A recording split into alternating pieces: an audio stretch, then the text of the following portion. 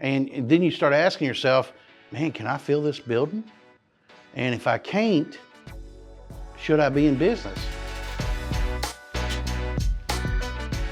What is the most overlooked thing when starting a smoke shop from an owner standpoint? Capitalization and not having enough startup money. You know how people will just, all the time I get these emails and these guys tell me, hey, I've got $15,000 to start a smoke shop. Well, don't.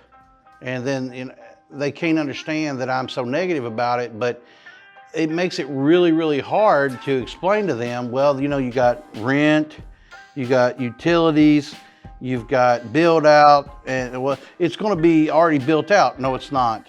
No, it's not. Because you're gonna have to start thinking about display cases or shelving or POS system and credit card processing. And then you're gonna have a computer, to use as a cash register. You're gonna have to have a cash drawer to come out. All this stuff costs money. And to make people understand that is really, really hard. Let's just say the $15,000 covers the build out. Because I was really surprised at what display cases cost now. And I go back in and look at them and I see the display cases I'm telling them, and they're around the same money, but let's say you want to get a little bit more intricate. Well, now they're more $300-400 more than they was when I last looked. And now it comes time to fill everything, but you had 15 to start. Because nobody just rents to you and says, you just got to pay me the first month's rent.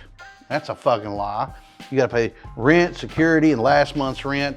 If it's a professional, strip mall, or it's going to be that standalone building in the middle of fucking nowhere, and you had to pay the first and a security, so you're really just paying double. And so if it's $1,000, now I'm $2,000 out of the 15. All right, let's just say that just for giggle. And now I got 13 to paint and display cases and a computer and a cash drawer, and I'm gonna have to have a router. I'm gonna have to have hookups, which cost security, to do your electric and your water and your internet. They always want a security deposit because just in case you get that first month and you're like, oh, fuck you. Nuh-uh, fuck you. I'm keeping this and suing you. And so there's that money out. And then you start thinking about, well, now I got to fill it up, but man, I've got no money.